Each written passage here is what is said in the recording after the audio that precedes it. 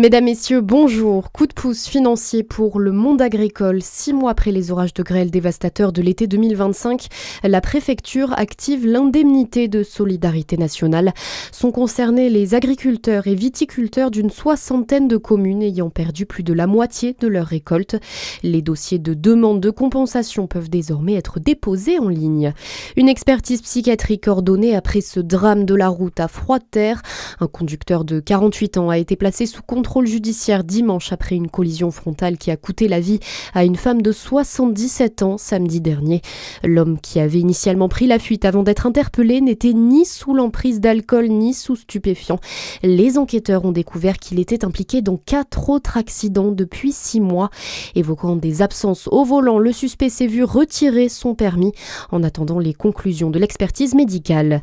Le dialogue est rompu chez Clayens Jura à Dole face au refus de la direction d'ouvrir de nouvelles négociations salariales. L'intersyndicale durcit le ton donc et annonce un débrayage tous les vendredis. Les salariés s'inquiètent de la paralysie de la production et du départ de plusieurs clients alors que 25 moules de fabrication auraient déjà été transférés vers d'autres sites du groupe. À la une de l'actualité également, les réseaux sociaux bientôt interdits aux moins de 15 ans. Les députés ont adopté la mesure cette nuit à l'Assemblée nationale. Les insoumis ont voté contre. Les socialistes se sont, eux, en majorité abstenus. Le texte prévoit une entrée en vigueur pour la rentrée 2026. La proposition de loi doit désormais être soumise au Sénat qui devrait l'examiner à la mi-février. Et les débats ne sont pas terminés à l'Assemblée puisque les députés se penchent aujourd'hui sur un projet de loi visant à mettre fin à la notion de devoir conjugal. L'objectif, faire disparaître toute ambiguïté qui pourrait être interprétée comme une obligation sexuelle entre époux.